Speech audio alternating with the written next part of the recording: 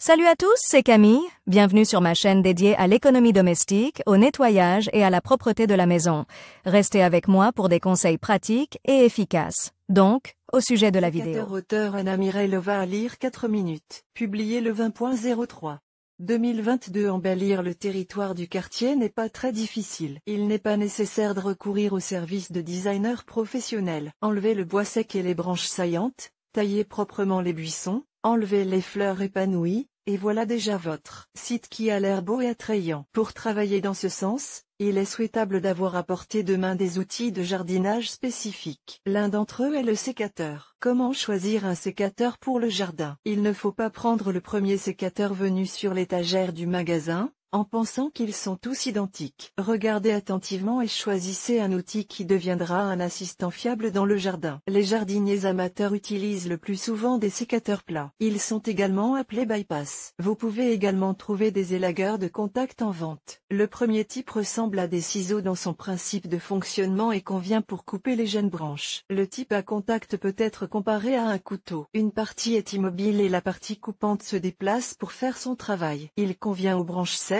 tout en laissant une belle coupe régulière sur l'arbre. L'outil se compose des éléments suivant la partie travaillante: boulon et écrou, tampon, ressort, poignée, bouchon. Chacun de ces éléments doit faire l'objet d'un examen minutieux pour en garantir la qualité. La partie travaillante représente deux lames. Les deux peuvent être en état de marche ou une seule est en état de marche et l'autre sert de support. Les matériaux utilisés pour les lames sont généralement les suivants: de l'acier à outils avec un revêtement anti-corrosion, acier inoxydable, acier trempé. La surface de coupe peut être recouverte d'un revêtement supplémentaire en téflon. Cela permet aux fibres de bois de moins adhérer à la partie travaillante du sécateur. Cette qualité semble utile, mais le revêtement anti-friction a ses inconvénients. La durée de vie de ce type d'équipement est réduite et l'affûtage de l'outil pose des problèmes de nettoyage. Vérifiez si les lames s'adaptent bien à l'exemplaire que vous avez choisi. S'il y a le moindre écart entre elles, l'outil ne coupera pas, mais froissera les branches. Les poignées ne sont peut-être pas un élément du sécateur aussi important que les lames,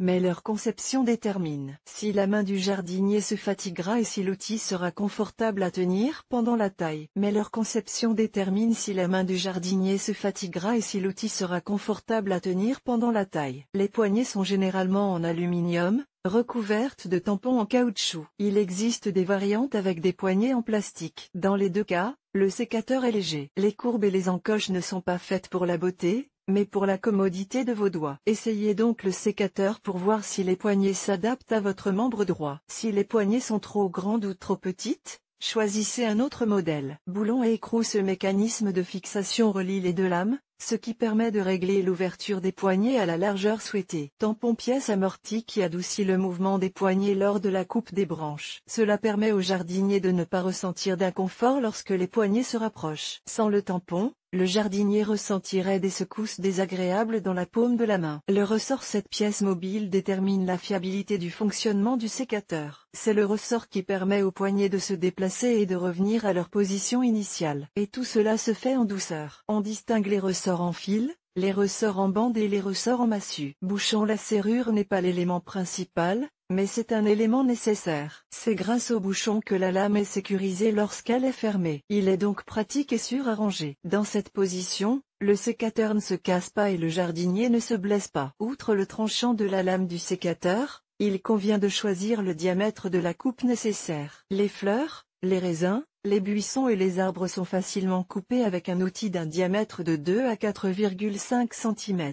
Choisissez également un outil de couleur vive. Il ressortira ainsi bien dans l'herbe ou sur un arbre parmi les branches. Si vous ne voulez pas faire d'efforts en travaillant dans le jardin, vous pouvez acheter un sécateur sans fil. Le moteur électrique de cet appareil est alimenté par une batterie. Il est vrai qu'une telle innovation n'est pas bon marché et que les pièces de rechange vous feront dépenser beaucoup d'argent. Conseil utile: avant d'acheter un sécateur, essayez chacun des mécanismes en pratique pour comprendre lequel vous convient le mieux. Demandez à votre entourage si quelqu'un possède des outils de taille à plat ou à contact et travaillez avec eux pendant un certain temps. Testez un échantillon dans le magasin. Le sécateur ne doit pas s'ouvrir spontanément, les lames ne doivent pas bouger spontanément, le loquet ne doit pas être trop serré. Vérifiez le tranchant des lames en essayant de couper un morceau de papier. S'il coupe sans problème, il peut être utilisé en toute sécurité. Veillez à ce que les moitiés de coupe soient exemptes de rayures, de rainures, de bosses et de tout autre défaut. Une fois que vous avez acheté un sécateur, n'essayez pas de l'adapter à d'autres usages. Si vous commencez à utiliser l'outil dans le jardin de fleurs, en coupant de la ficelle ou du plastique, les lames s'émousseront rapidement et vous ne pourrez pas effectuer suffisamment de travaux d'élagage. Pour d'autres types de travaux, achetez des outils spécialisés.